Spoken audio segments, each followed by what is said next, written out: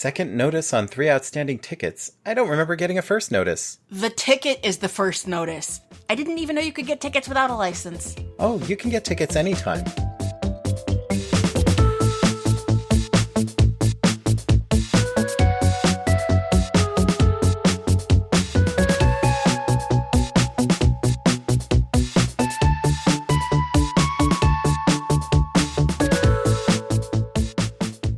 Hey, Gila. Hey, Rob. How are you? I'm good. How are you? Oh, I am just fine. I am so glad to hear that. And do you know what this is? This is our apartment. This is our apartment, and what are we doing in it? We're not just talking. We're recording. We are. We're recording episode 405 of Modern Technology Watches. 405. 405. And that's it. Good night. Okay. All right. Thanks for coming. No, so Modern Technology Watches is that podcast in which a married couple of film geeks, that's you, Rob Vincent, And you, Gila Drayson. share movies with each other from our shared collection more often than not. And then we talk about them. Yep, and they are generally movies that the other person has not seen. They are, in fact, that. And it is your turn in this little routine of ours. It is. And there are a couple of things that have been bouncing around my head as ideas for things we could do. Yes, I know. I've heard the rattling. And one of them is a sadder option. And I think at this time in the world and in our lives, we don't need that. So we're going with the upbeat option. Okay. All right. So Well, you are in complete control of the option here, but I respect your reasoning so far. Yeah. We'll see how I feel when you get back here. talk to the people. I'll be right back. Yes, I am going to close my eyes while you go and do that. Go over to our shared DVD shelf, which is now in a different spot relative to this microphone because we've rearranged the furniture here in our apartment studio. And so the recording setup is in a different corner than it used to be. If you're an alert listener and you notice any particular differences in the room tone or echo or just general vibe of what we're doing here, that is why. Hi, I'm back. Hi, welcome back. Thank you. It's good to be back. And you seem to have something behind your back. I do have something behind my back. Now that you're back with something behind your back, what are you going to do with it? I'm going to show you what I'm holding behind my back. What are you holding behind your back? This is what I'm holding behind my back. Oh. You sound like I've wounded you. Okay. Those of you who've already looked at the title of this episode will know that Gila has just handed me the DVD of Clueless. In fact, the whatever edition of Clueless. It's the whatever. You're going to have to describe... You have to do the hand gesture. I mean, you know what I'm talking about, people. But if you make the W with your hands, whatever. It's the whatever edition. Okay. I remember when this came out. Mm-hmm. I remember that it was a thing. Mm-hmm. I remember that every ad for it and every clip of it that I saw kind of, filled me with dread. This came out in 1995. It sure did. According to the legal stuff on the back here. And I would have been 17, 18 years old and feeling aggrieved by a lot of popular public media, including what this seemed to be. Now, I haven't seen the movie. I haven't even seen chunks of it. I knew Alicia Silverstone was that girl from the Aerosmith videos, which is how people knew her. I later saw her in things that I didn't hate. Okay, let's see what we've got on the back of this. The whatever edition of Clueless. It's pronounced whatever. Also, I'm sorry. Your whelm level right now is just... I can feel how low it is. I mean, you know me better than anyone. So I do. You are a fair judge of my whelm level. Your whelm level is so low right now.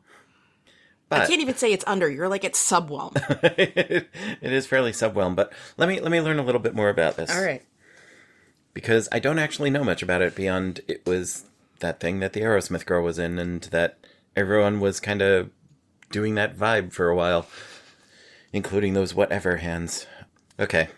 2 thumbs up, Siskel and Ebert, on the back of the DVD here.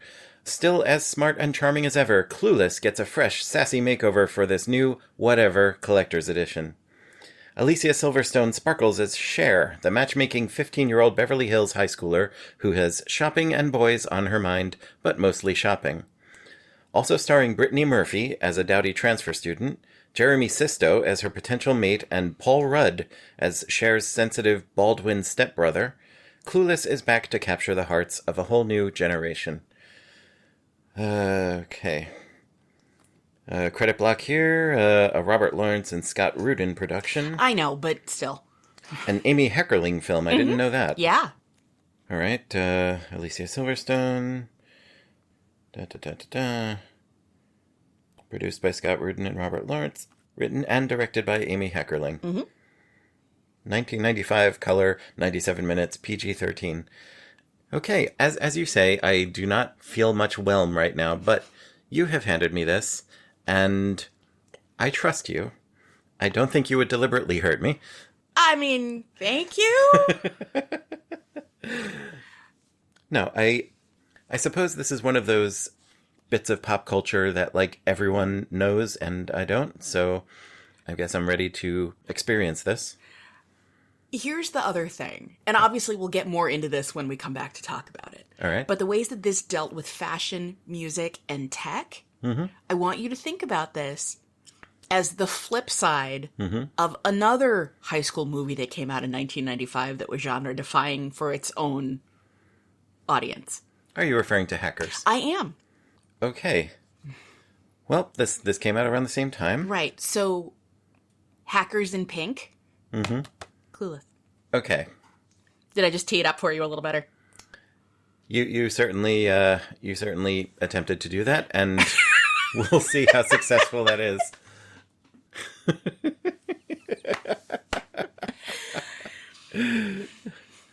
Wow. Okay. No, I will go wherever you lead me. And that includes into 1995's Clueless. 1995's Clueless. So let's hand it off to Torley for a little bit to play some music for the people. Yep. And let's go enjoy this cinematic trifle here. Okay. Whatever they say. They certainly do. Let's go.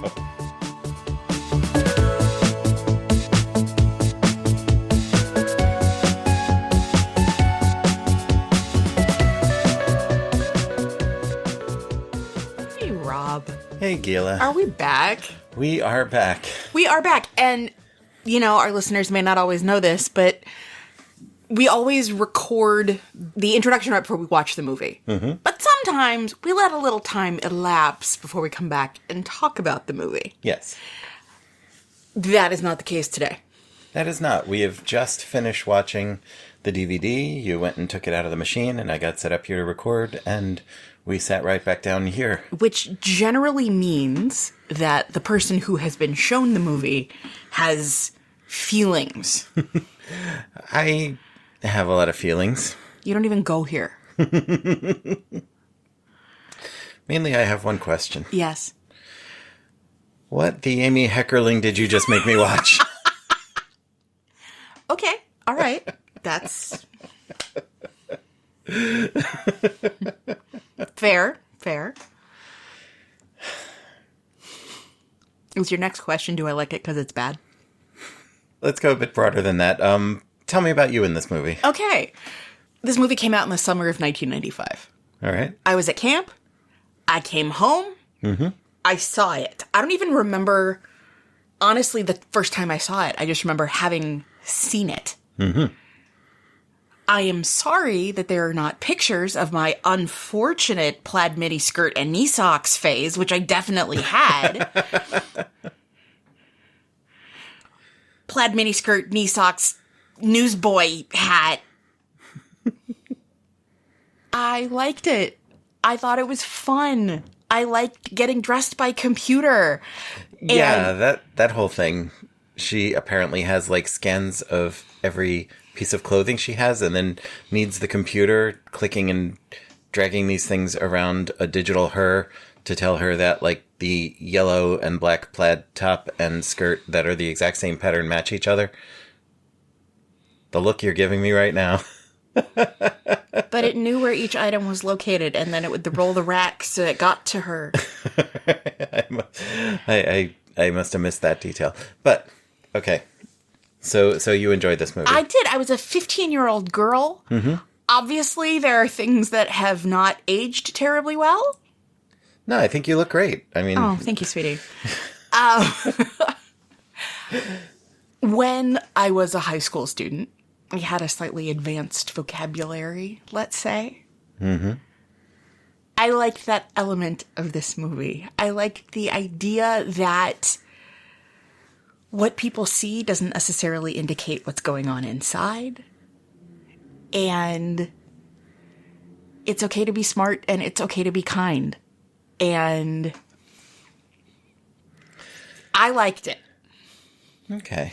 Well, having just now seen it for the first time in my life, after saying what I said in our opening segment about like the vague sense of it I had from the ads and memes and whatever. Mm-hmm. Yeah, I didn't like this.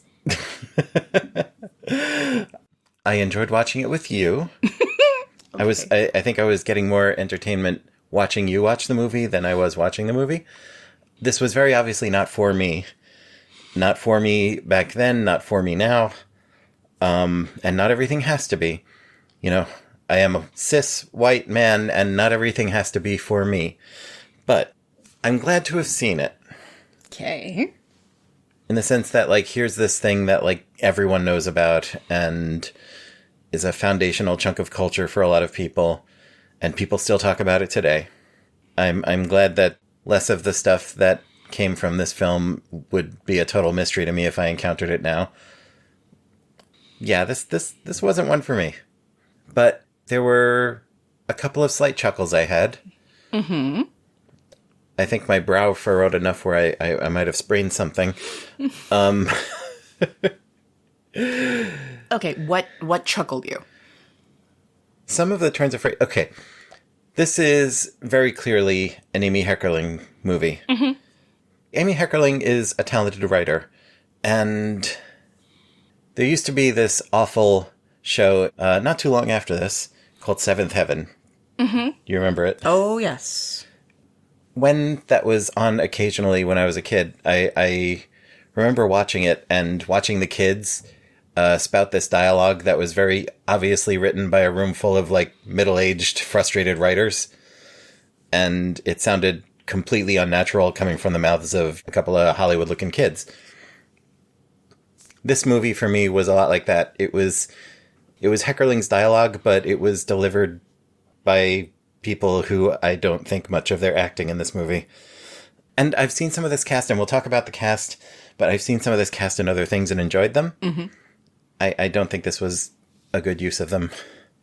And I don't think they suited the material. Okay, when I was a kid in the 90s, mm-hmm. and I was, I guess, around the age that they're supposed to be, mm-hmm. kids like that were not positive presences in my life. Yeah. Wallace Shawn mm-hmm. was chuckle-worthy, but he always is. I mean, I will watch anything he's in once, and, you know, now I have. Oh, we haven't even gotten to the episode season of Sex and the City. Oh, boy. I will watch almost anything he's in once. I mean, can we fast forward to his bits? Anyway. The father, Hedaya? Dan Hedaya. He can do things with his expressions that are very entertaining. I have always wondered if he's up to date on his tetanus shots. Yes. Because he doesn't open his mouth. Hmm. But yeah, we'll get to the cast. But this was a rough one for me. So it is kind of like the inverse of Hackers. I suppose so. I mean, there was a computer in it for a hot second. Mm-hmm. I will, you know, maybe spoil the ending of what we usually do on the show and say I probably wouldn't watch this one again if it were on TV. Okay. That's fair. Was there anything you liked?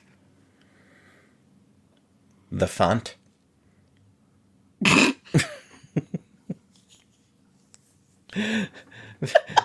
my God. Oh, wow. Okay. I've just broke my wife. Now there is this weirdly blocky, uneven font that's in the movie's logo, and that's also in the end credits. And it's a fun font if you're a typography nerd. So would I be incorrect in assuming that you do not want to borrow my copy of the oral history of this movie? We may have to give this some time to settle down and digest before I want to look at that. It's plaid. The book is plaid. Of course it is. Now I feel bad. No need to feel bad. Again, because the thing I keep thinking about is hackers. Mm-hmm. I love going back to that episode because I'm like, what did you like about it? Was it the script? Was it the acting? Was it the characterizations? Yes, but does Clueless happen to represent and embody the spirit of a culture that has come to mean a great deal to you in life? Come to me? No. No. Does it, however, speak to the experience of loquacious high school students who really like matching their clothing? Was me, is me, remains me. I may no longer be a high school student, but I remain hyper loquacious. And let's be honest, I do die for a good matching outfit. This is true. But you're not annoying.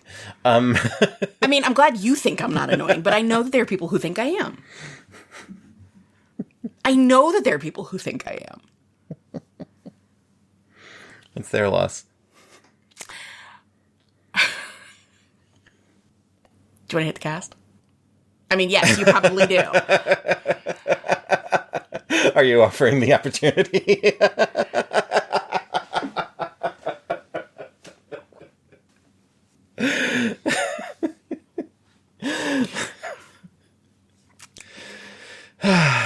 Shall we get started on the cast section, was what I meant to say.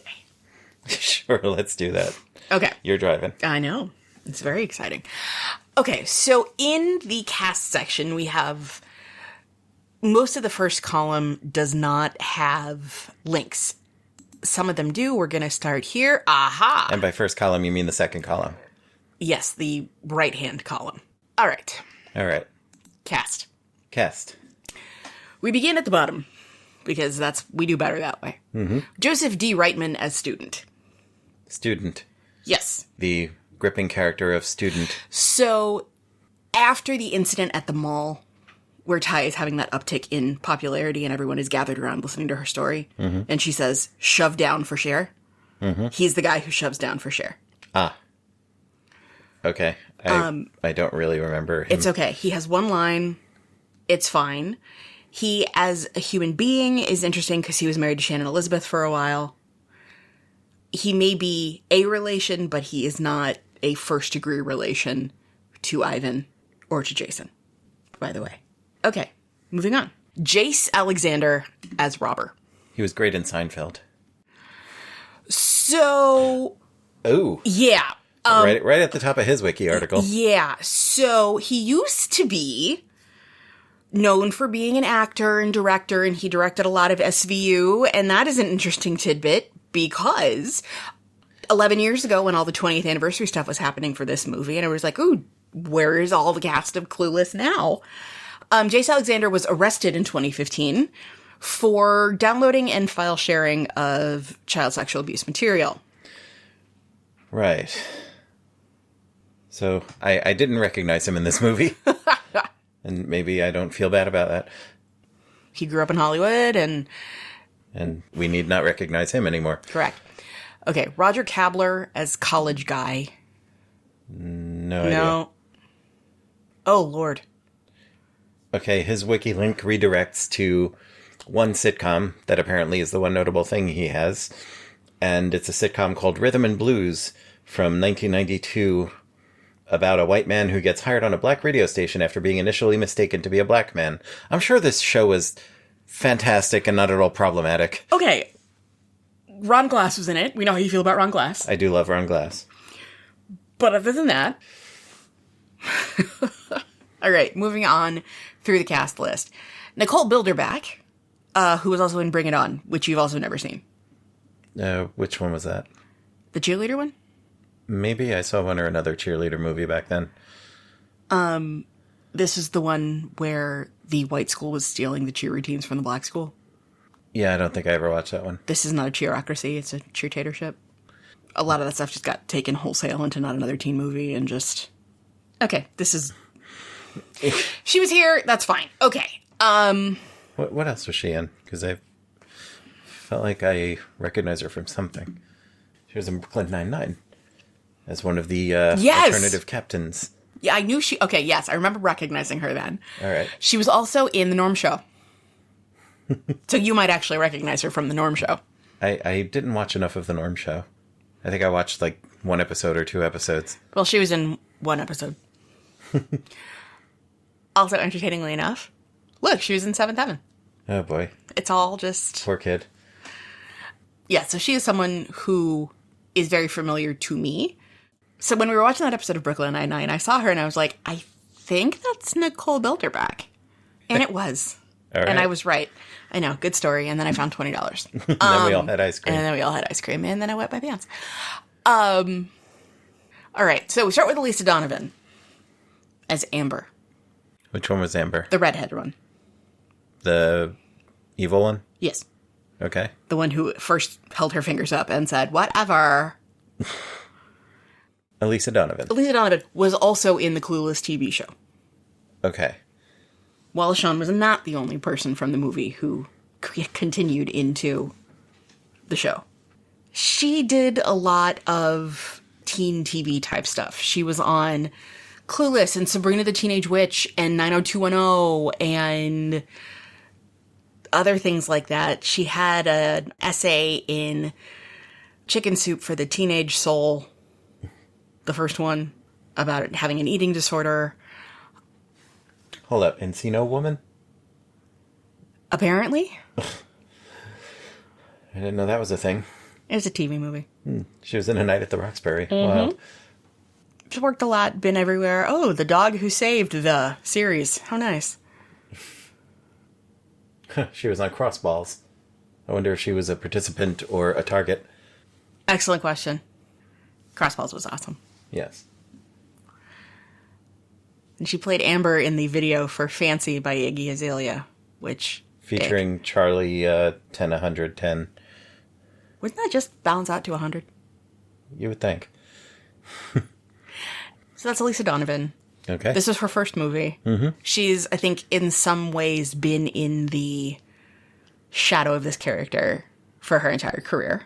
Oh, poor thing. And she's leaned into it, I think. Oh, well, if she can make it work for her. And she has. Okay, next, Donald Faison as Murray Duval. He was certainly there, being one of the two black friends. So the thing about him... Oh, he's that guy from Scrubs. Yes. Which I didn't like. And which has just come back right now. Okay, I thought I recognized him from something. So because of that, so he and Zach Braff have been like best friends since Scrubs. Mm-hmm. So they've also been doing a bunch of ads together for T-Mobile. Yeah. So you've seen him around. Mm-hmm. Yeah. He was young. And... well, he wasn't waiting to exhale. Go no. He did a voice on Robot Chicken and then interned on the show. Mm-hmm. To learn stop motion. That's cool. Yeah. Also... and Breckenmeyer, who was in this and we'll get to, was also a Robot Chicken guy. Yeah. Oh, he was in Josie and the Pussycats. He was in Du Jour. Ah, okay. Because, right, it was all their friends and stuff. Okay. And he was in Pitch Perfect. Yeah, I feel like he just had fun doing a lot of stuff, which is good. He did Sesame Street when he was little. Right, like a bunch of these people were in Sabrina and also the folks who were in the Clueless series. And so there you go. A couple of voices in the Boondocks. Mm-hmm. All right. Julie Brown as Coach Millie Stoger. Our close personal friend, Julie Brown. Our close personal friend, Julie Brown. And why is she our close personal friend? Because for Valentine's Day 2 years ago? 2 years ago? 2, 3, yeah. 2, 3 years ago. I got you a cameo from Julie Brown. Yes. Who, based on the prompt I gave her, declared us couple goals and said we wanted to make her get out and start dating again. And she sang you a song from Medusa. Yes. And my love for Julie Brown is intense. And I've always been a great fan of hers. Loved her on MTV. This is the red-haired Julie Brown, not downtown Julie Brown, that, needs pointing out every time she's mentioned. This is American Julie Brown. Yes. And when I knew her first scene was coming, I was trying not to be like, but I was watching you to see for your reaction. Well, I didn't recognize her at first. I know. And then I gave her another look when she was closer to the camera, like, holy crap. But, the thing this movie made her do. Just one? Yeah, because there was one joke. Yeah. And her character was that joke. And her joke was that she was the lesbian gym teacher. Yeah. Because you know what Amy Heckerling does really well? Subtlety. Yes. The subtle social commentary and, general sense of non-judgmental representation and inclusion.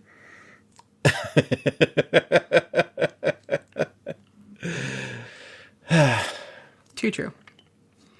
But, I'm glad Julie Brown got an Amy Heckerling movie paycheck in a movie that has lasted.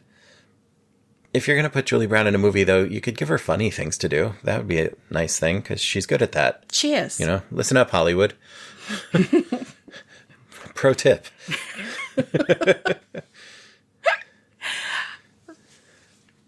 So, since we seem to be in the adults section, up next in the cast list, we have Twink Kaplan as Miss Toby Geist. Twink. Twink. And you pointed her out to me when she first showed up. So she was in Look Who's Talking also, because she and Amy Heckerling are like best friends. And Twink Kaplan was also a producer on this movie. And I said, hey, do you remember the kind of slutty best friend in Look Who's Talking? And you said, not entirely. Yeah, but the more I looked at her, the more I was like, oh, yeah, her. Although this movie, especially in the beginning, was totally doing the Elaine May thing to her of, like, let's do everything possible to make her look frumpy as hell. And she gets in a relationship and becomes happy and is therefore no longer frumpy. Yeah. Oh, okay, interesting. Marianne. Her name was Marianne. Yeah. Where Twink came from, I do not know. Well, of all the Twinks I've been a fan of, she was all right in this, given what they gave her to do. Yeah, and I mean, when you have a movie that's about high school students, the teachers are kind of a secondary concern. Right. Unless they're doing inappropriate things, in which case... And that was not the case here, thankfully. I mean, the thing they had the teachers do, I was not much of a fan of, but we'll get to that. We'll get to that. Wallace Shawn as Mr. Hall. I love Wallace Shawn so much. And do us a favor, click on old Wally's article here and check out his birth date. No kidding. Yep. Huh. He and I share a birthday. Yes, you do. Day and month, not year. Everyone has their celebrity birthday counterparts that they keep track of, and he's definitely one of mine. Even when he's been in some, like, dreadful shit, he's been worth watching in it. He's one of those guys. And he was doing what the movie gave him to do, but I think he lent it a certain charm. As he always does. Murphy Brown was never really a thing for you, was it? Not so much. Okay. He had a brief arc on Murphy Brown. That was phenomenal. Obviously, Vizzini. Obviously, there's so much that he's done. I mean, My Dinner with Andre. But yeah, he's everywhere. He's everything. Wallace Shawn. What's not to love? Yeah. I mean, I would say he was the highlight of this movie for me. That's fair. All right, are you ready to get into slightly hairier territory? Well, a lot of people are hairier than Wallace Shawn. It's okay when I say these jokes. Yes, I know. Okay. Up next, we have Justin Walker as Christian Stovitz. Which one was he? The gay one? Oh, okay. Yeah, no, I don't remember a lot of these characters by name, and we just watched this. I know. But now that you say that, I remember. Yeah, I mean, I'm sorry to put it that way, but...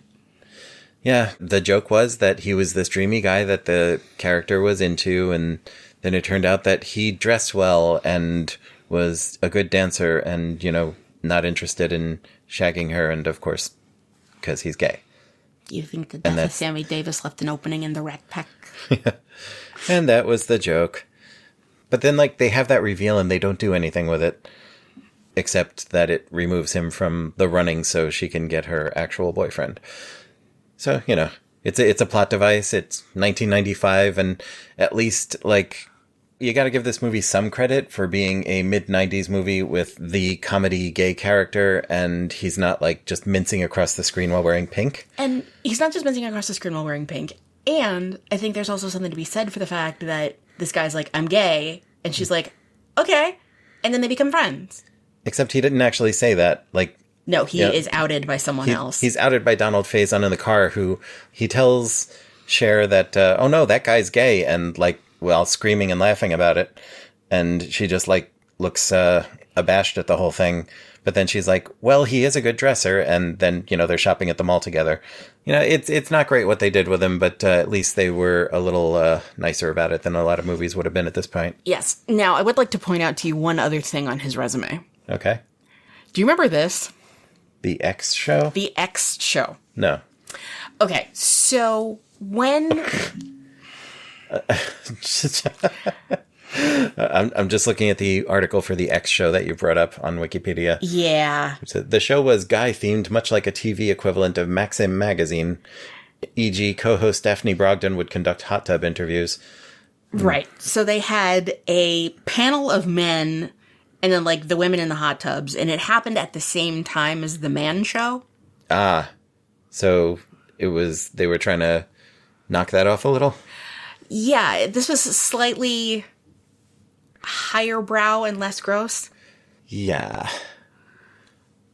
Okay. Well. He was the young person on the panel on the X Show. Presented by Mark DiCarlo, because of course. Yep. Why wouldn't it be? So, he was there. This was a lot of these... Yes? Wiki has Justin Walker's filmography, and then under that, other work, 1998, Pizza Hut, Edge Pizza commercial. So, yeah. Yeah. All right. He has... There's his oeuvre. It appears he's not acting all that much anymore. He worked on Draftster.com.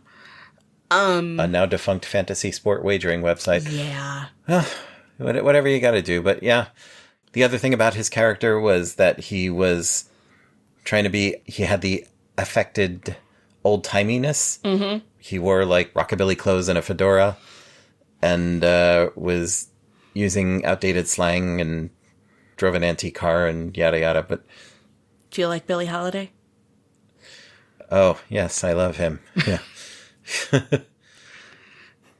So he brought Some Like It Hot and Sporadicus. Sporadicus. Yes, they show a clip of Spartacus in this movie, and it's the Overdrawn at the Memory Bank sin of, the movie Overdrawn at the Memory Bank on Mystery Science Theater.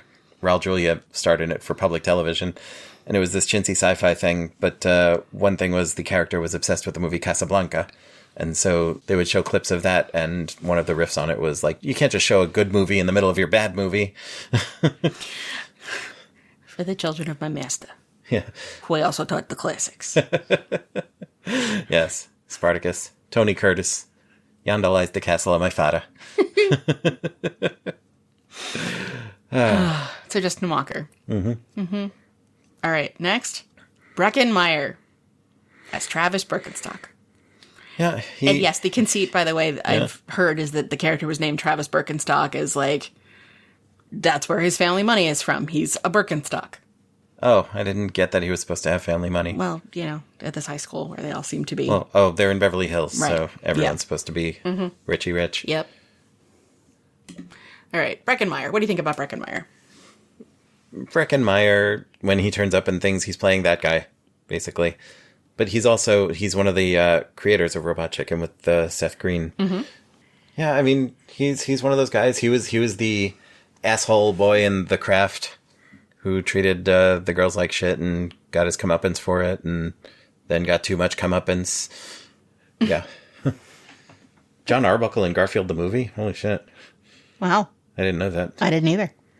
Yeah, I mean, you're looking at the picture of him on Wikipedia right now, and it's that one face that he makes all through this movie. Oh, I didn't mean to take your face and... Sorry, wrong movie. But, yeah. He's got that Donald Logue quality of just, I'm going to make this one expression and stay with it. I guess I can't work up much feeling about him for or against. He's just kind of there and bland.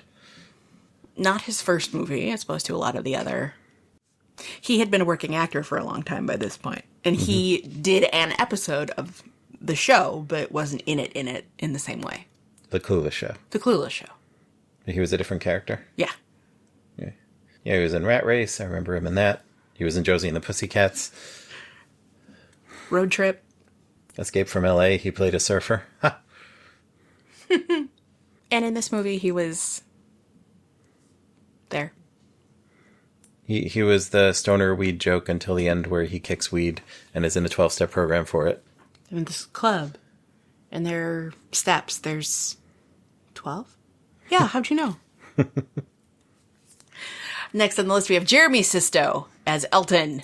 I was trying to remember where I know this guy from. He's done a lot. Yeah. So you've seen him around, like here, because he was on Law & Order for a few years. He did a miniseries where he played Jesus. If memory serves me correctly. Like, not long after this. The Bible collection Jesus? That's the one. Wow. Oh, I remember this. Looking at the wiki article for Jesus 1999 film, I vaguely remember being over my cousin's house, and this was on because he's wandering around the desert and Satan shows up, and he was just this guy in like a modern 1990s suit. You're watching a movie about biblical times, but Satan is just like some guy in a suit. Well, okay. All right. Yeah. So, Jeremy Sisto, who never does any work in class and is always like, can I go to the bathroom? I left my CD in the quad. Can I go to the nurse's office? He was in the first part of the finale of Dawson's Creek. Someone had to be. He's also been in Robot Chicken. Mm-hmm. Yeah, he's one of those guys. Did what the movie asked of him, playing the handsome asshole. Next on the list, we have Dan Hedaya as Mel Horowitz. Now, I like Dan Hedaya. Who doesn't like Dan Hedaya? I mean, he's another one of those guys. He usually plays like the uptight dad. In A Night at the Roxbury, he was the Roxbury guy's dad. Mm-hmm. Oh, raised in Bensonhurst. He was a teacher. There's a picture of him on Wiki in 2016, and he looks exactly the same. If not a little younger. Oh, yeah. Did you ever see Dick? The movie Dick? I have never seen the movie Dick. Okay, he plays Nixon in that one. Ah. I could see him playing Nixon. And it's about these two 15-year-old girls who become Deep Throat. I think it's incredibly funny. Well, all right. They're big fans, and they like dogs. So they dog sit checkers. Okay. Yeah, I cannot overexpress how much fun this movie is. It's goofy and ridiculous. I mean, I like Kirsten Dunst, I like Michelle Williams, Dave Foley, Harry Shearer. Sure. Mm-hmm. Sure, I'll check this out. And Dan Hedaya. All right. But yeah, Dan Hedaya, he did exactly what this movie asked of him. He was not bad to watch. He was not bad to watch. Holy shit. What? Zalman King as Jesus? You're going to have to explain what you clicked over to here for the All listeners. Right, so Dan Hedaya's second theatrical credit is a movie called The Passover Plot, a 1976 drama film adapted from the conspiratorial 1965 book of the same name by Hugh Schoenfield. It was directed by Michael Campus and stars Zalman King as Yeshua, that's Jesus, Harry Andrews, Hugh Griffith, Dan Hedaya, Donald Pleasance, and Scott Wilson. Nominated for an Oscar for Best Costume Design, and that's all we know. I am vaguely curious now. I was going to say, I'm morbidly fascinated. It can't be worse than that 1999 Jesus movie. Dan Hedaya. Dan Hedaya. Yeah. It's always nice to see him. Mm-hmm. He was in The Hunger. That was fun. Benny and June. Buckaroo Banzai. The Addams Family, the 1991 Addams Family. He was like the normal guy who encounters them. Yeah, he was in about every movie in the 90s, apparently. Mm-hmm. He was Bette Midler's husband in The First Wives Club. Mm-hmm. Yeah, he's been kind of everywhere. He's got a movie coming out this year, apparently. Good for him. Good for him. Yeah, ton of television, ton of movies. Always nice to see him. Yes. Speaking of, Brittany Murphy as Ty Foyser. Poor kid. You know when she was born. When was she born? She shares a birthday with me. Really? Let's see. Same month, same day, not the same year. We both have birthday counterparts in this movie. Yes, we do. As the chronometer flies, she was born 2 days before me. Month and day and year. Mm-hmm. But yeah, given what happened to Brittany Murphy, she came to a bad end. She did. And I was saying during the movie, like, watching her be the jittery, slightly stonery one who doesn't quite grasp what's going on around her and just seems nervous about it all was probably funnier at the time than it is now. Yes, but also, wasn't that kind of where she landed in a lot of the work she did? It seems so. Oh my God. She was in Drop Dead Gorgeous and Girl Interrupted, and they came out in the same year. Good Lord. Yeah, she was in a lot of places for a while. Parker Lewis Can't Lose. I always liked that one. Mm-hmm. And she did an episode of the Clueless TV show. With all due respect, she was okay in this, but I tend to feel that way about a lot of her performances. She was kind of okay. Mm-hmm. She voiced a documentary about the Holocaust. Mm-hmm. And she was in 8 Mile. So Multitudes. Multitudes. I thought she was sweet in this. Like, that was kind of... Kinda, yeah. All right, so you know how we were talking about how sometimes people playing high school students are older than that? Mm-hmm. Significantly older than that? Mm-hmm. Stacey Dash, who played Dion, was in her late 20s when they made this movie. Born in 1967, so from the Bronx. From the Bronx. She was in Mo Money, which I remember. Mm-hmm. Well, you know, it's strange because she was one of the ones who actually genuinely looked like she could be a teenager. Right, so she was 28. Oh, hey, she was in TV 101. Not the first time this has come up here. She has been married 4 times. She has gone far right. Ooh. Far right. She worked for Fox News for a while. She apparently was too crazy for Fox News. In 2016, Dash received criticism when she argued that the BET Awards lied to black people about news regarding the boycotting of the Oscars due to lack of ethnic diversity and called for an end to Black History Month. Mm-hmm. Okay. Yeah. Well. Yeah. Not much else to say about really all not of much this. else to say. She's been a Trump supporter and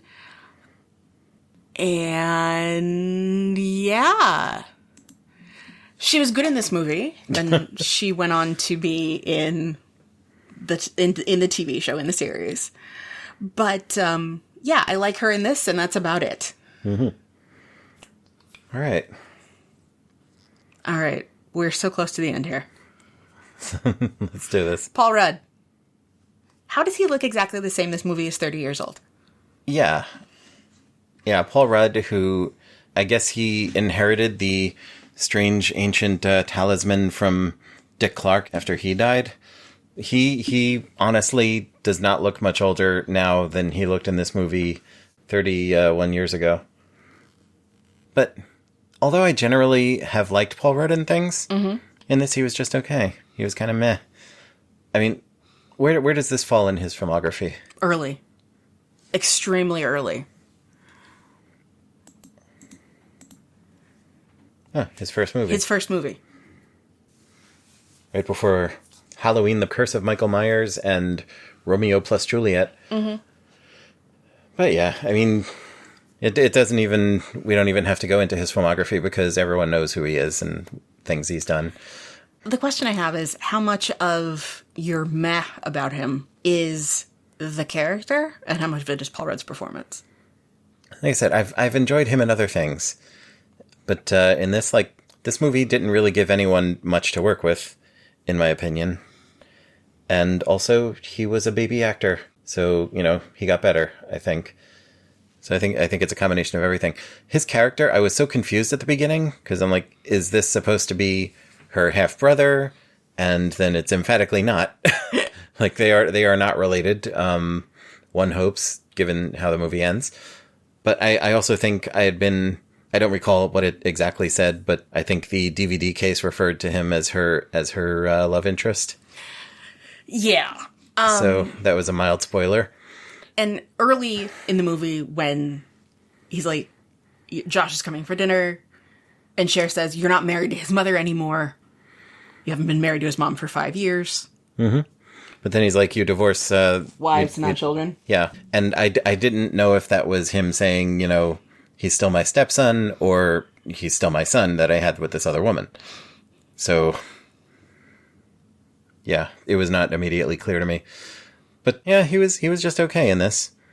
I could pull up a clip I saw somewhere of him talking about this movie, and then go and click over to it, and it's that kid in the wheelchair from the film Mac and Me rolling down a hill and then falling into a river while an alien looks on and does a boggly eye thing. He does seem like a genuinely lovely human. He seems like an okay person in interviews and stuff.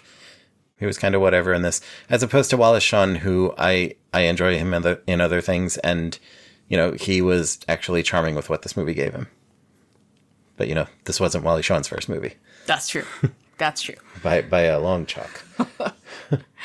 All right, and then we close out the cast list with Alicia Silverstone. Alicia Silverstone. Yeah, at this point, when this movie came out, she was the Aerosmith girl. Mm-hmm. In 2 or 3 of their music videos? 3. 3 of their music videos. Oh, yeah. All off of that same album, Get a Grip, which is the one album of theirs that I had and consistently enjoyed for a while. And in those videos, she got kind of known and had a lot of disaffected teens crushing on her in sort of a flannel ripped jeans grunge sort of way. Then she came about and did this, which is a completely different character. Seeing her act as the lead of a film made me further appreciate her silent performance in the Aerosmith videos. Wow.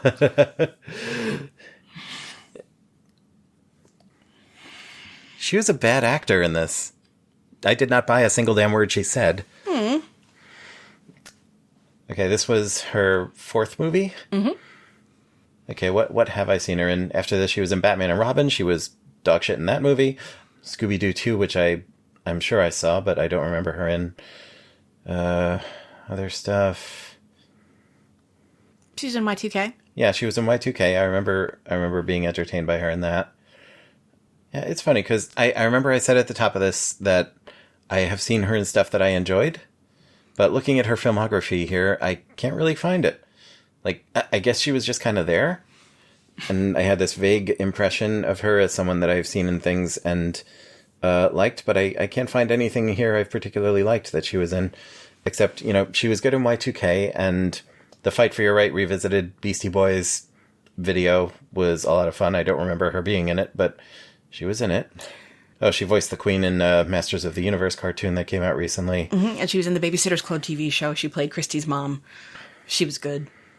The Batman and Robin movie had a great deal wrong with it, and she was maybe the wrongest. But yeah, I can't really say much about her beyond all that. All right. Except that she was the lead of this movie, and I think she also may have been one of the worst things in this movie. Okay. So that's the complete cast list. Yes. Should we maybe put a pin in it now? Let's do that and come back to it and attack the plot and everything. Okay. Hi there. Hello. So here we are the next day. The next day. we'll seamlessly edit this together so the listeners are none the wiser. We recorded the first part of this podcast, watched the movie, and recorded the second chunk yesterday. It is now the following day. And we'll see if... I don't recall having a lot of good things to say about the movie. You didn't. We'll see how this feels now that things have settled a bit. Yeah, I mean, your levels of whelm still seem fairly low. Well, we've not started talking about it again yet. No, we've not. So, this was a movie. Of all the movies you've seen? This was by far the most recent. Oh, honey. So, before we do the plot, we should maybe talk a little bit about Amy Heckerling. We can talk about Amy Heckerling, yeah. I threw up her wiki article before we started recording again. What are your general Amy Heckerling feelings? I have general good feelings about Amy Heckerling. She did so many things that are defining for our generation. All right. Fast Times at Ridgemont High. Clueless. Look Who's Talking. Yeah. Does anything else matter? I mean, then when you find out about where Look Who's Talking came from, that's interesting. Yes, would you like to explain? Sure. Turns out that Amy Heckerling had an affair with Harold Ramis, and he got her pregnant and would not leave his family to be with her. So he is, George Siegel's character in Look Who's Talking is Harold Ramis. Yeah, we both read Violet Ramis's book about her late father. Ghostbusters' daughter. In which he describes Harold telling her, you know the movie Look Who's Talking? You know the asshole in that movie? That was me.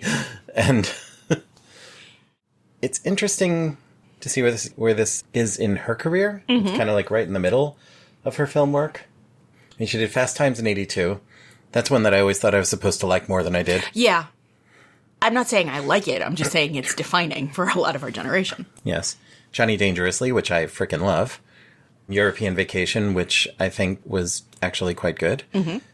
It kind of goes back and forth which one of the vacation movies I like better, that one or the original. I have no strong opinions about the vacation movies. I'm sure you're stunned. Yeah. Look Who's Talking, Look Who's Talking 2. The first one was great. The second one was also there. And then the third one? She was a producer on Look Who's Talking Now, which was dog shit. Then she did Clueless. Then she did Night at the Roxbury. Which figures in Chris Kattan's book. Yes, and would you like to describe that little... Was it Penelope Spheris who he was supposed to sleep with? Or was it Amy Heckerling? It was Heckerling, reportedly, that Lauren wanted Chris Kattan to mess around with Heckerling so she'd direct Roxbury. And she didn't. She just was a producer on it. But, yeah, I think there's a bit in this article. Yeah, the wiki article for Amy Heckerling states... actor and comedian Chris Kattan claimed in his 2019 memoir, Baby Don't Hurt Me, that he was pressured by Lorne Michaels to have sex with Heckerling so she would direct the 1998 film A Night at the Roxbury, although she ultimately only produced rather than directed. Heckerling's daughter Molly disputes the claim, saying that although Heckerling and Kattan had an affair, it began once the film was already shooting. Well, okay. Loser, which she made... Hey. The film Loser, which she wrote, directed, and produced, came out in 2000. Jason Biggs, and I remember it because there's a scene where they go to see Cabaret with Alan Cumming. I don't know this movie. It's not good. It's not good. But the poster for that one has somebody doing the L for loser thing on their forehead. But also, Heckerling's first after Clueless, inspired by The Apartment. And Clueless, which I only just learned from glancing at the wiki article over here, was based on the Jane Austen novel Emma. Loosely. It will shock you and the listeners to learn that I never really read Jane Austen. I'm stunned, really. I was vaguely aware of Emma, but didn't make the connection. Yeah, just trying to do stuff for other people. She's moved into a lot of TV. Gossip Girl, the link there being Wallace Shawn. Suburgatory, Jeremy Sisto. You can kind of see where this movie was kind of a nexus of a lot of stuff that happened in the business of show. And people got connected here, and they stayed, and it's nice. Oh, and she did a voice on Eek the Cat in one episode. That's an underrated cartoon, as I remember. But yeah, I mean, there are a few things in her filmography that I really like. I'm aware of the general sense of, hey, it's an Amy Heckerling movie. Yeah, as I think I said when we recorded yesterday, this seems like an Amy Heckerling movie, but kind of delivered poorly. At least by the cast. The directing, I think, was kind of all right. Okay. It was a ridiculous-looking movie, but in good ways. Could you expand upon that? It was just so very early 90s. And as someone who survived that era, it was like the early 90s vibe, but elevated in terms of production design and in terms of the costumes. It's not an unpleasant movie to look at. And, of course, since that was the time they were in, it wasn't, like, overly forced. It was just this, that was what was around, but it was, like, the Hollywood version of it, which I don't think was done badly. Okay. I can get behind that. Thank you. You are welcome. Oh, yeah. I have handed you the mouse. You have handed me the mouse. So let's do the plot. The plot. The plot, which is quite well written here. This is a long plot. That's what I'm saying. Yes. It is well enumerated. That happens with movies that are very, I think, culty, right? Mm-hmm. And they've got the sort of dedicated fans who are going to hammer away at something like this until every bit is accurate and true, I guess. So let's go. All right, here we go. The plot section for the Wikipedia article for 1995's Clueless. Mm-hmm. Mm-hmm. Cher Horowitz, a stylish, popular, and good-natured teenager, lives in a Beverly Hills mansion with her wealthy father, Mel, a gruff litigator. That's the scariest kind of lawyer. Mm-hmm. Her mother died during a liposuction procedure when Cher was a baby. She attends Bronson Alcott High School with her best friend Dion Davenport, also stylish and from a wealthy family. Dion has a long-term relationship with popular student Marie Duval, though Cher believes Dion should be dating more mature men. Josh Lucas, the socially conscious son of Mel's ex-wife from a brief marriage, visits Cher and her father during a break from college. When Cher points out that they have not been linked by marriage for more than 5 years, Mel replies that he divorced his wife, not his stepson. Cher playfully mocks Josh's idealism, while Josh teases Cher for her vanity, superficiality, and selfishness.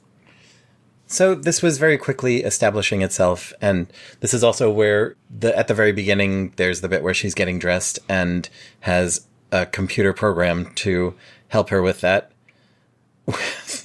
And are we to believe that she, like, puts her new clothes on the scanner when she gets them and enters them into a database and then models them onto this 8-bit GIF of herself so the computer can generate the outfit on her? Suspend your disbelief, Riggs.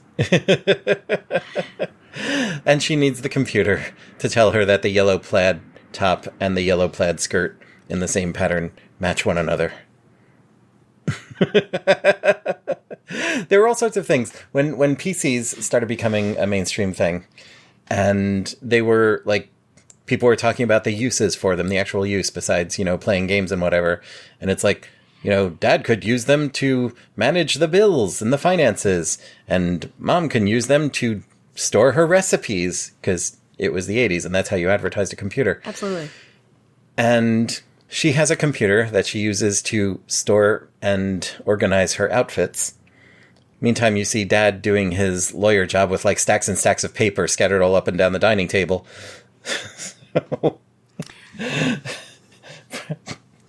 Priorities, I'm just saying. And whilst we say PC, can we also take a moment and remember that this was 1995? Mm-hmm. So you keep hearing them say the PC term is... Yes, as in the politically correct. Yes. But her computer was an early 90s, beige monster. Yes. But also, the PC term is hymenally challenged. Yes. Which just makes me kind of want to watch the movie PCU again, except I don't really want to. No, you don't really want to. Initially receiving poor grades on her report card, Cher renegotiates those with her more lenient teachers, but cannot budge the hard-grading Mr. Hall. And this also served to make sure I didn't like the character from the start. Because, yeah, I went to school with tons of these people. I didn't go to school in, like, a rich area, Beverly Hills or anything, but there were the people that coasted by on how cute they were. To soften him up, Cher orchestrates a romance between teachers Mr. Hall and the awkward Miss Geist. As a result, Hall relaxes his standards, allowing Cher to renegotiate the grade. Okay, we're going to stop for a second and talk about the Haitians. The Haitians. The Haitians. Mm-hmm. Which apparently was not in the script, and Alicia Silverstone actually said that the first day they were filming, and Amy Heckerling was like, oh, fuck, we're going to have to refilm that. Yeah. Because she said Haitians. And apparently then the producers saw the dailies and were like, no, this is amazing. Yeah. And it kind of puts across who this character is. It does.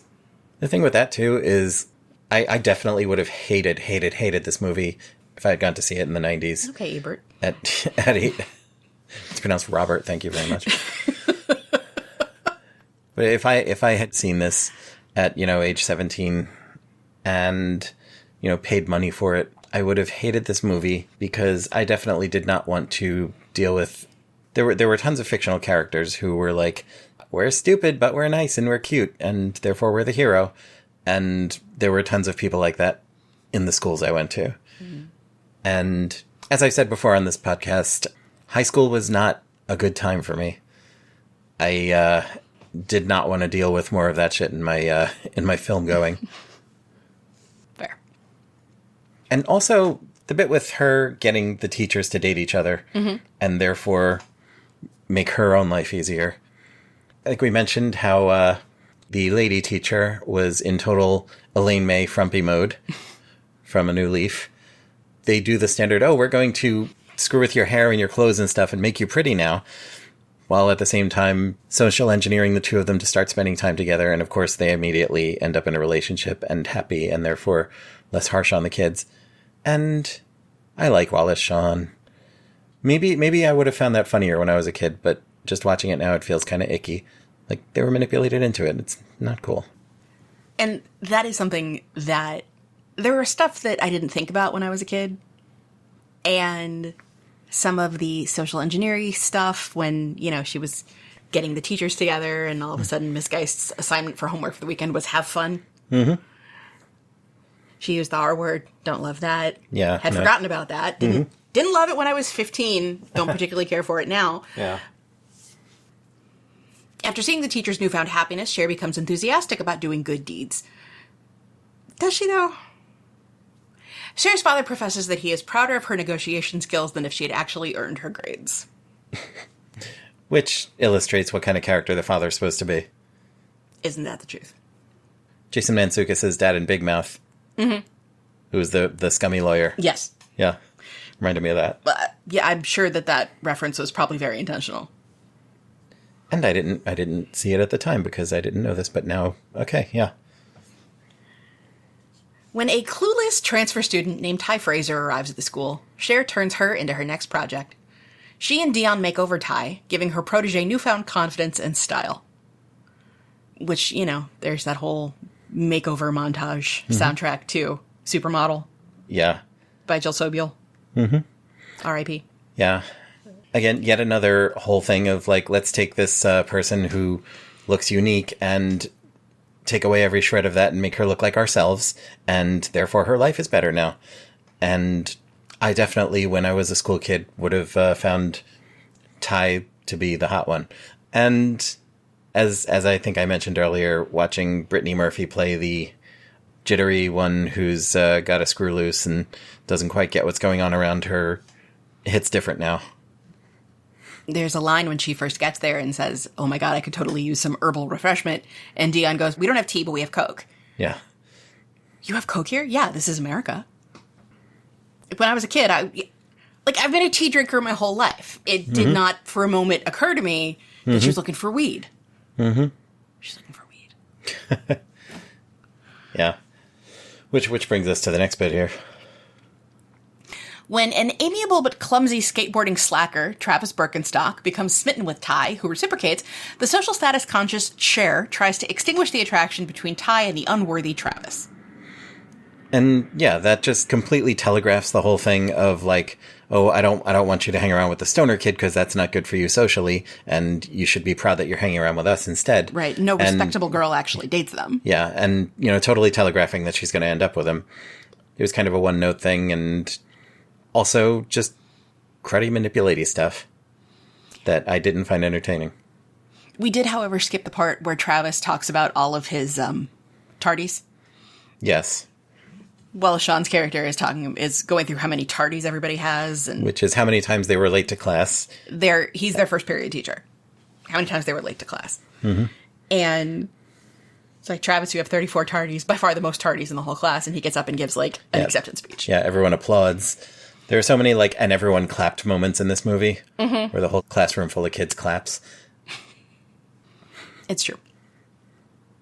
Instead, she steers her toward handsome, popular student Elton Tisha, which I don't think we ever heard that last name. Yeah, I don't know.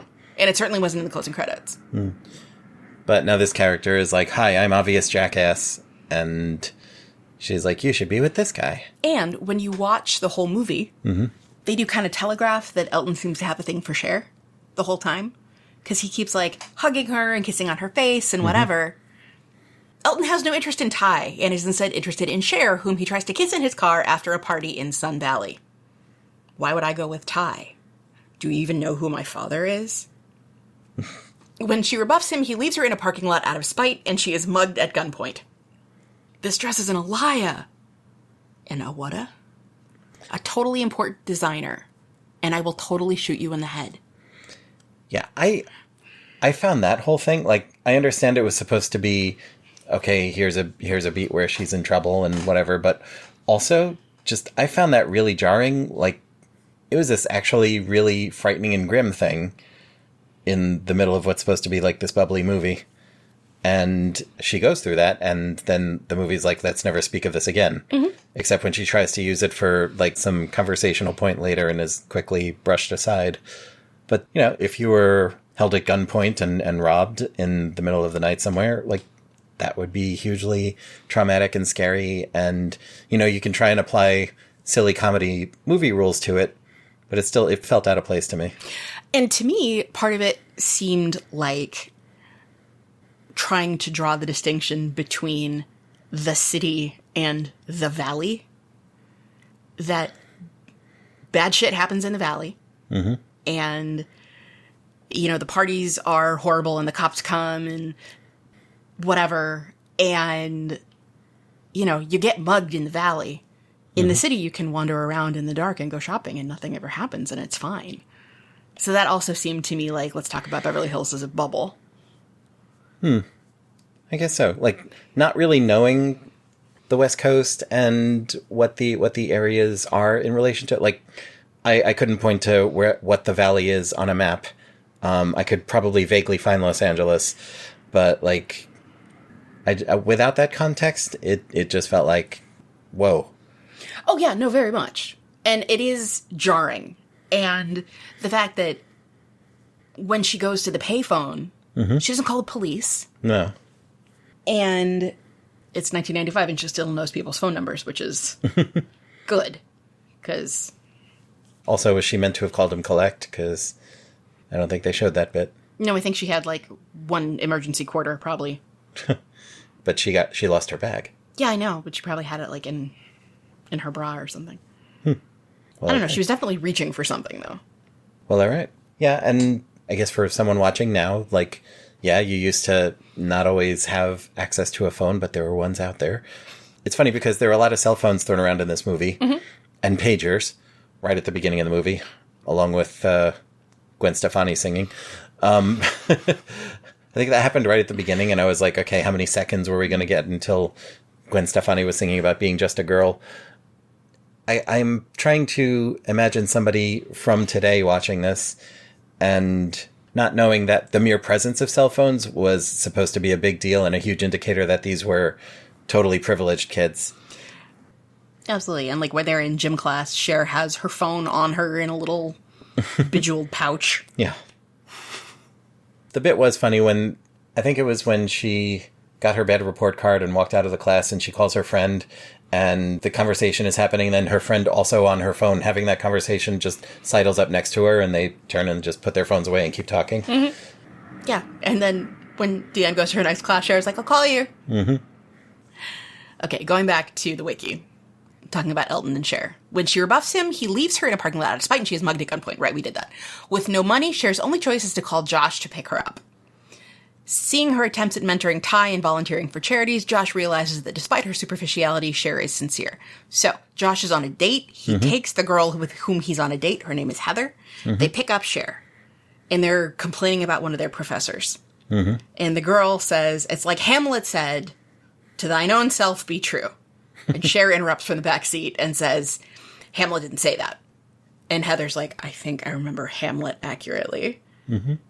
And Cher says, well, I remember Mel Gibson accurately, and he didn't say that. Yeah, no, it was the Polonius guy. That Polonius guy did. And Cher is just sitting there. She's like, this is the kind of person that Josh is interested in, and this is never who I'm going to be, and I had to lie down on the floor. And Oh, and earlier at the party, Travis accidentally spilled beer on Cher's shoes. Right. Ugh, ruin my satin shoes, why don't you? Which, is that really a thing you would say? Well, so much of the slang in this movie was so forced, and so Amy Heckerling going, how do you do, fellow kids? But it was also, we were watching one or two of the little featurettes on the DVD after, and there was one about just the slang, and how from this movie, like, kids started saying that stuff. I remember the 1996 Doctor Who TV movie, which was filmed in 95. There's a bit which the doctor is on the operating table in the hospital, and they take his x-ray, and then you see the x-ray developed, and the x-ray tech's going, what, 2 hearts? And the other guy looks over and goes, as if it's a double exposure. But just remembering, yeah, okay, people said that in 1996, 1995. I don't think I heard people talking like that until around this time. Yeah. No, it was a real chicken and egg thing. As if. There are some things that they're saying that I remember, and some that might have been forced into culture by this movie, or just maybe it was more of a California thing, because I think slang did maybe less traveling regionally at this point in our history. Yes, I think that is very fair. But also how much of it was just Hollywood level, this is how we think kids talk. Right. So as all of this is happening, earlier in the movie, when Wallace Shawn was handing out report cards, he's looking for a student named Christian. And Cher very helpfully expositionizes that Christian's parents have joint custody, so he's going to spend 1 semester in Chicago and 1 semester in LA. And then he turns up. I don't know when in the year this is supposed to be. Theoretically 2nd semester, but who knows? Who knows? Christian Stovitz, a handsome metrosexual new student, immediately attracts Cher's attention, becoming her target for a boyfriend. No one says that word. That word didn't exist then. Boyfriend? Yes. No, metrosexual. Metrosexual. That was definitely a later 90s thing. Maybe turn of the century thing. I really kind of remember it happening around the same time as Queer Eye, which was maybe 2004, 2005. The term, for those who may not be familiar. That was a term that was used about 20 years ago to describe a straight man who had better than average grooming and presentation. If you were a straight guy, but you cared about how you dressed and maybe moisturized or something. Yeah, if you used moisturizer and hair product and ironed your shirts. Yeah, if you cared about what you looked like in the manner of the gays, but you were a straight, then you were metrosexual. And it's a gross term. Like, the more you think about it, the grosser it is. So part of it is that Christian, the sense that I always got was that he was just very invested in, like, being the 50s guy. Yeah, he was like the... If Ducky had money... Oh my god, he's exactly if Ducky had money. If Ducky had money and was gay. Yeah. But quietly gay in a sense where the movie doesn't say it until that one point when it's making fun of everything. Exactly. So metrosexual is not even the correct modifier here. Wikipedia. Come on. I'm led to believe that this movie has not only a 90s kid following, but a queer following. Sure. And knowing that and watching this movie and watching how this movie treats its queers. Wait, are you saying that the mincing party boy and the no makeup, no bra gym teacher are not beacons of queer representation. I mean, this was, 95, was that the Ellen episode in 95 or 97? 97. All right, so we weren't even at that point yet. Mm-mm. You know, Rosie's show was new. Mm-hmm. She's still doing her Tom Cruise thing. Yeah. I think we might have had the lesbian kiss on Roseanne at this point, maybe, which was like a huge deal that made the newspapers. Mm-hmm. I remember that. Yeah. The 90s were rough. And, you know, rough on its queers, I can attest personally. And I don't know that I understand this movie having a particularly queer following. But here we are. Here we are. When Cher goes to a party with Christian, Josh becomes protective, also attending the party in the process. There. What was that? Attending the party in the process. He went to the party. Yeah, that's someone's trying extra hard to be encyclopedic here. Mm-hmm. So there's, the moment when Mel says to Christian, "Do you drink?" He says, "No thanks, I'm cool." "I'm not offering. I'm asking you if you drink. Do you think I offer alcohol to teenage drivers taking out my daughter?" They go to the party. Josh gallantly rescues Ty when no one asks her to dance. Now, I couldn't tell how you felt about that little montage of Ty trying to figure out what to do with that overshirt she was wearing over her overalls. And there's a brief moment where every time they cut back to Ty, it is somewhere else. I missed that whole thing. She's got it around her waist. She's got it tied in her hair. She's got it unbuttoned, and the top of her overalls are down. She's got it tied up in a little knot. It's like every time they flip back, she's done something else with it because you can't decide. Okay. I noticed the continuity in this movie wasn't always great. Sometimes you'd have a two-shot and, like, Cher's arms would be doing one thing, but then they cut to her side of the conversation and they're somewhere completely different. Yeah, but this was very intentional. Because she had said, "Cher, what do I do with this?" And then Christian came up and asked her to dance. Uh-huh. This is also the moment when she's a full-on Monet.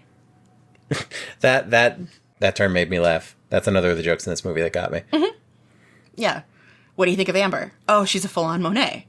She looks fine from far away, but up close, she's a big old mess." And she's busy saying to Ty, "Look how he never talks to any other girl." But, like, yeah. Mm-hmm. It was telegraphed. Yeah. I think they got away with as much as they probably could in this movie at this time, showing him, like, dancing away from her and with this guy that was nearby. Mm-hmm. Later, inviting Christian to hang out watching a film at her home, Cher tries to seduce him, but he is distracted admiring the male actors in the film and deflects her advances. Yeah. He brings over 2 VHSs. What was the first one? Some Like It Hot. Some Like It Hot, which we talked about on this program. And Spartacus. But yes, it's Spartacus with Tony Curtis. Young lies the castle of my father. Yeah. Shining with chest grease.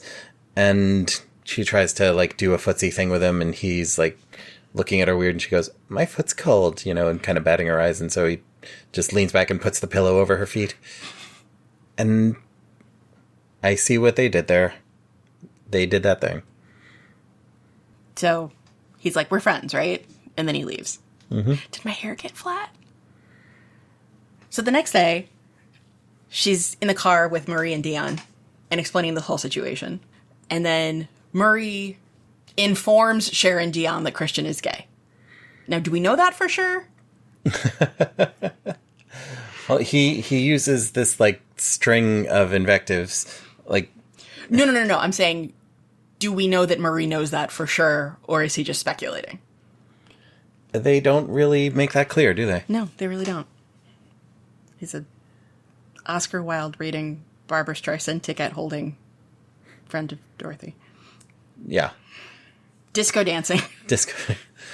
Yeah, so that's what they did there, and credit where it's due, her reaction is just like, "Oh, I didn't notice," but it's not like, "Ew." Right. Whereas I think in the way they had him give her this info, there was ew in that. Yes. After Murray informs Cher and Dion that Christian is gay, Cher decides to remain friends with him, approving his taste in art and fashion.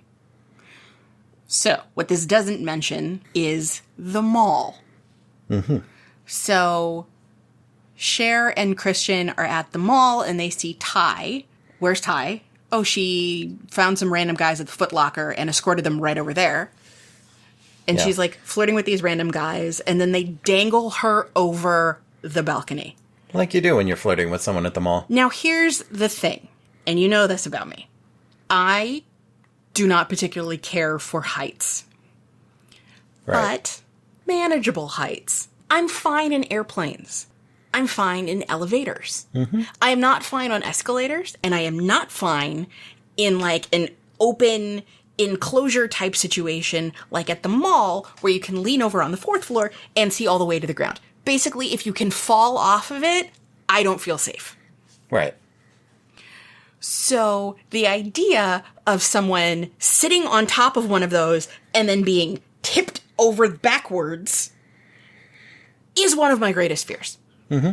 And yet I remember many teenage kids in those days just scooting up onto that thing as one of those, hey, I'm a teenager, nothing bad can happen to me sort of moments, showing off how ballsy they are. And she's up there sitting on the thing, and I think doing that, but for some reason the two guys she's with end up manhandling her and dangling her off the thing. Well, because she says to them, if I fall, would you catch me? Uh-huh. And they're all like, oh yeah, and then whoop, and then all of a sudden she's like... They don't really make it clear how it gets from that to... oh, she's falling off of this thing and being dangled and screaming for her life. So then Christian comes and rescues her. Mm-hmm. And then the voiceover says, next day at school, everyone was talking about Ty's brush with death at the mall. But also, when he comes in and rescues her, he does that movie teenage fight push on your shoulders thing. Like, hey, to one of the guys. And that's him swooping in and being the big, strong hero. Mm-hmm. Cher's privileged life takes a negative turn when Ty's newfound popularity strains their relationship. So, after Ty's brush with death at the mall, and now we're coming back to Joseph Reitman, who shoved down for Cher, and then Cher sees what Ty has become, and is like, I can't hang out today. Amber and I are going to Melrose. Mm-hmm. She's like, well, how about tomorrow? And she's like, well, what about next week? My week is filling out pretty quick. And Amber's the annoying one they don't like. Correct. So... she fell in with this popular clique with Cher and Dion, and they homogenized her up and everything and made her look like them and caused her to be popular. And then she's progressing in that popularity with the even more cliquey, annoying people. Yes. And Cher's like, oh, she's not my one anymore. And someone says to Ty, oh, so when you feel like you're going to die, what's the moment like? And Cher goes, well, I know when I was held at gunpoint. And someone says, excuse me, sorry.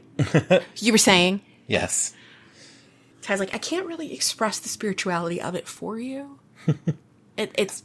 You see what they're doing with it, but I also, as I said, being held at gunpoint, having a gun pointed to your head would be a hugely traumatic thing, but also a valid thing to mention, but also, you know, played for a laugh here. Mm-hmm. And, like, we're not watching a cartoon, you know? Mm-hmm. There are things in which that could be a funnier thing, but the rest of the movie, I think, was too grounded for that to be the comedy beat that it was trying to be. Mm. Additionally, when Cher fails her driving test, for the first time, she cannot negotiate to change the result. There's a running gag in the movie where she doesn't have a license, but somehow it's okay that she's driving her Jeep around and, like, smashing things and being a menace, basically. That was a stop sign. Hello? I totally paused. Yeah. Oh my god. With the hello and everything. Mm-hmm. So much of the dialogue in the contemporary section of Anne Frank and Me owes a huge debt to Clueless. Oh boy. Uh-huh.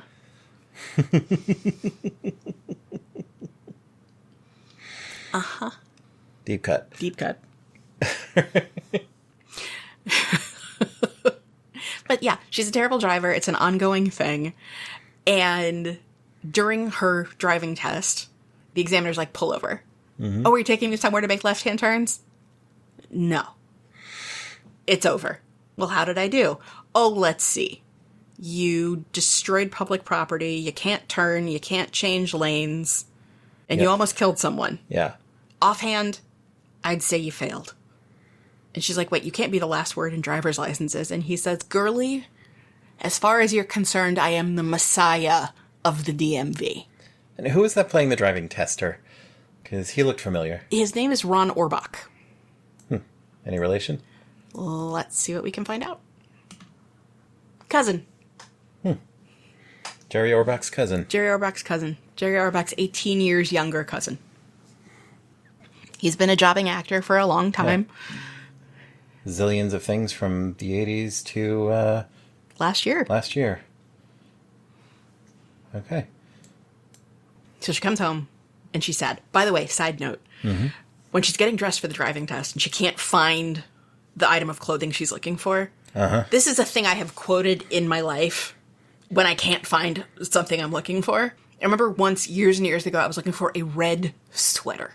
I was in my apartment in the St. Paul suburbs by myself, and I'm looking for this sweater, and I stomped my foot on the floor of my closet and said, "Lucy, where's my white collarless shirt from Fred Siegel?" This is the thing. There are a lot of things about this movie that did not age well at all, but I'm so connected to some of it, for better or worse. Legit. Lucy, where's my white collarless shirt from Fred Siegel? There are these things that stick with you. But also, this family has a maid. Yes, they do. Of course they do. Of course they do. Her mood worsens when Ty confesses her feelings for Josh to Cher, asking Cher's help in pursuing Josh. And the way she does this is by bringing over her box of Elton souvenirs and trying to burn them.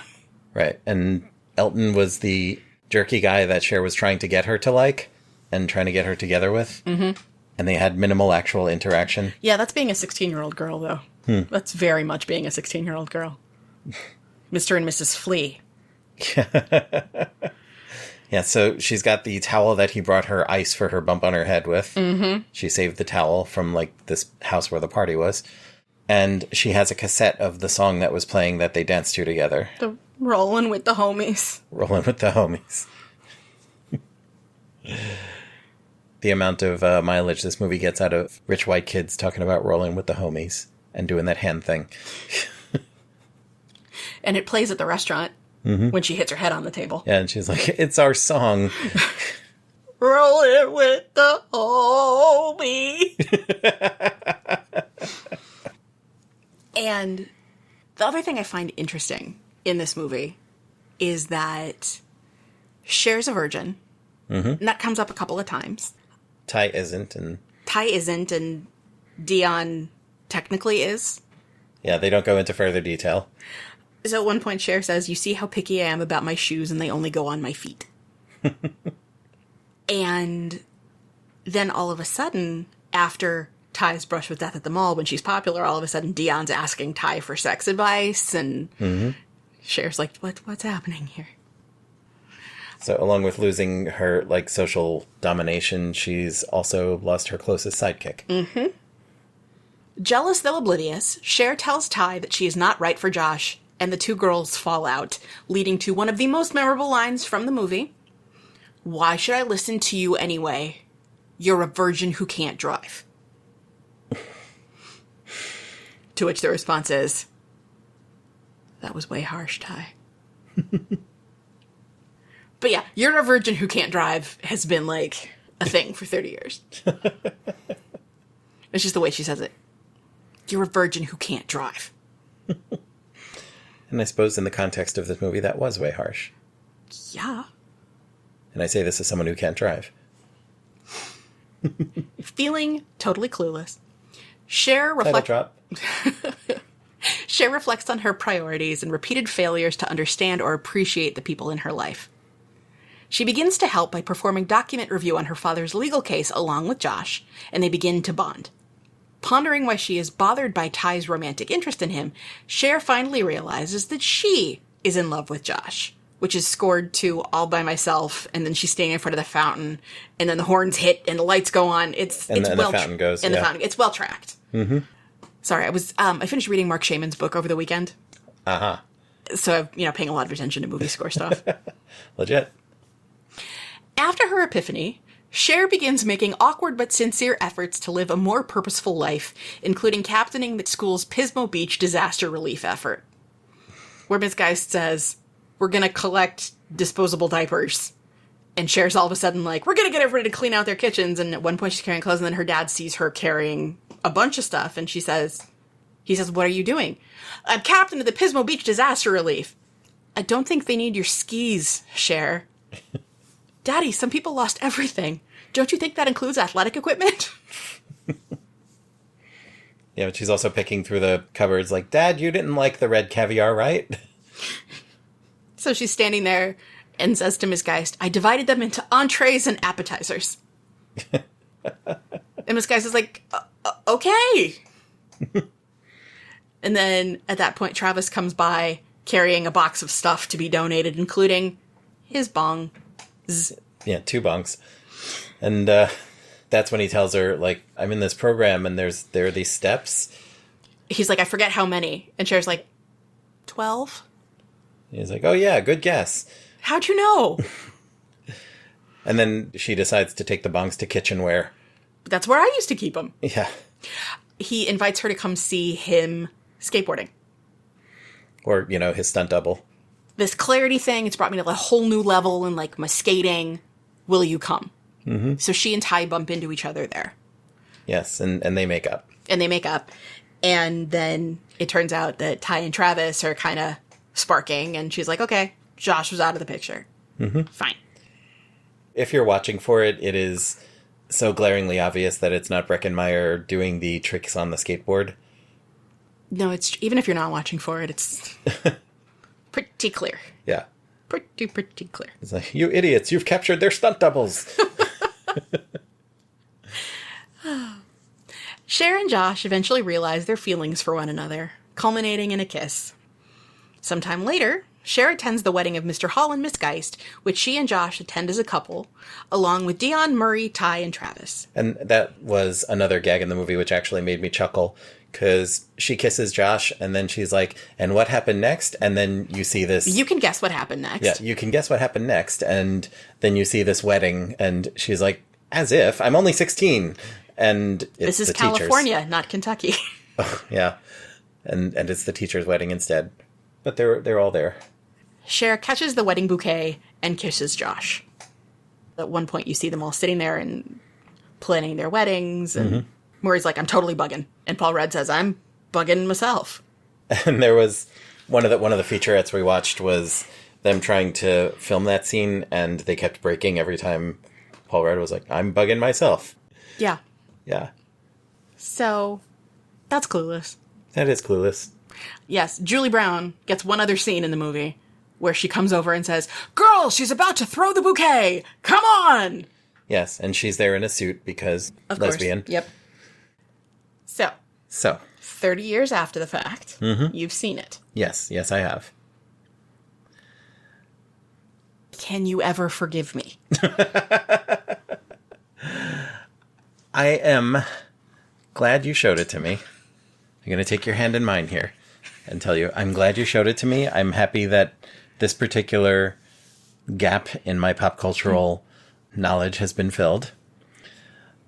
I don't think I ever have to watch this one again. I didn't like it, but the experience of watching it with you was a hell of a lot more fun than if I had just been sitting in front of it myself. And I'm glad I got to talk about it with you as well. And my Firefly is flown away. Flown well away. So I still enjoy it. Mm-hmm. But yeah, it didn't age as well as I might have remembered. What didn't age as well? Oh, geez. What did? I mean, just everything. And part of it is, what you can say about, it was 1995, 1994, whatever. But, yeesh. There's a thing I have about Tarantino's movies where there's no one to root for. Absolutely everyone's an asshole. And I don't generally enjoy watching them because I don't want to watch assholes just be assholes. It doesn't appeal to me. And this was not a Tarantino movie. Everyone kept their shoes on. But it is that same sense of like, I don't like any of these characters and I don't care what they're doing. So yeah, it didn't grab me as a piece of work. But I at least see why 30-odd years ago everyone was going, as if, and whatever. And also the idea that, like, we were supposed to think of Cher Horowitz as some kind of feminist icon. Yeah, no. I mean, okay, it is not my place to dictate who is and is not a feminist icon. But at the same time, I will just express, no. Oh, no. Oh, no. But, I mean, that's the thing. It was like, oh, she's so empowered and whatever. No. One thing I want to look at on IMDb is the soundtrack page on IMDb. Mm-hmm. There was one thing that caught my eye. And the soundtrack is like how early 90s can you get in one place. But also, I think the sense of Amy Heckerling could do good work with a soundtrack. Yeah. Rollin' with My Homies by Coolio. And Ralph Saul, who is a music producer, huge record producer. You know, worked with everybody. Wow. Won the 1994 Razzie for the worst original song for the song Addams Family Whoomp from Addams Family Values. Yeah, ton of movie stuff. My immediate association with him is this album, which I've just clicked over to. Oh my, yes, you definitely played me stuff from here. Yes. The album is called Saturday Morning Cartoons Greatest Hits. This came out in 95, and it was a bunch of contemporary artists covering theme songs from old cartoons. The Ramones covered the Spider-Man theme from the 60s. Butthole Surfers sang Underdog. Juliana Hatfield and Tanya Donnelly doing Josie and the Pussycats, which I think that version might have been used in the film. Yeah, Liz Phair doing the Tra-La-La song from Banana Splits. And Violent Femme saying Eep Up Org Ah Ah means I love you. Yes. This was a fun record, and I still like it, and I still listen to it sometimes. And that was a Ralph Saul project. And finding out that he co-wrote Rollin' with the Homies with Coolio and then produced the track. So, you know, during the part at the frat party when the Mighty Mighty Boss Tones were playing and I was sitting there singing along with every single word, and you were like, I was like, who is this band? And you're like, the Mighty Mighty Boss Tones. I'm like, oh, sure. Why wouldn't they be? Yes, I feel like there's always an occasional moment where you're just like, who are you and what have you done with my wife? No. Because that sort of thing does not surprise me when you do it. And you know why? Because I know you at all. Yeah. So, ultimately, I'm glad we had the opportunity to do this. Mm-hmm. And yes, I think it is kind of the interesting inverse of hackers. Yes, now, say more about that. You said this earlier, and I'm still not quite sure how that maths. Okay. So, high school movies that came out in 1995 were very important to each of us. Okay. Our sense of community, music we liked, all right, our sense of presentation, the other one hadn't seen. They are two sides of the same coin. I love you so much. I love you. I think that's all we've got for this one. Yeah, that's Clueless. And I am no longer clueless about Clueless. Well. So that's a thing. That is a thing. So, yes, Clueless. Clueless. So, listeners, dear listeners, if you have thoughts about Clueless, or frankly about anything else, we'd love to hear from you. Rob? Yes. How can they get in touch with us? They can get in touch with us a bunch of ways. You can get in touch with us by good old-fashioned email. We love an email. You can reach us at watches@modern.technology. You could go to modern.technology/contact, where you could find a little email form to send us a message. You can also call us on the phone. You can leave us a voicemail at our voicemail box. That's a U.S. phone number 1-929-399-8414.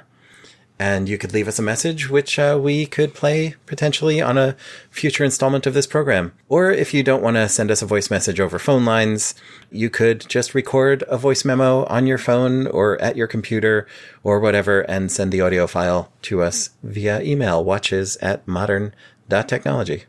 All of those are great options, but we would love to hear from you. Yes. You can also go to modern.technology/watches on the web to find more of this show, find links to our social media, and all sorts of other fun stuff. Exactly. So thank you for going to Beverly Hills with us. Beverly Hills and not the Valley, where apparently things are terrible. I'm just saying. So, for Modern Technology Watches, I'm Gila Drazen. And I'm Rob Vincent. We'll see you at the movies. We'll catch you next time.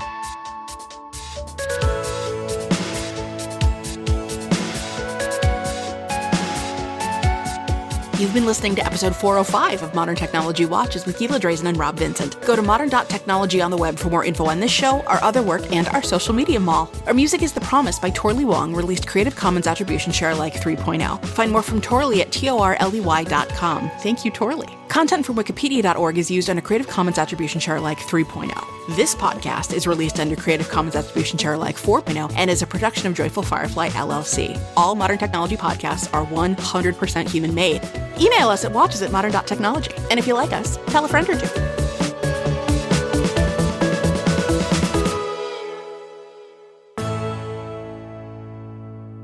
Testing, saying things at a normal volume of speech. I'm Popeye all of a sudden. Speech. I pray you. Tripping leak on the tongue. I'll speech for you, all right?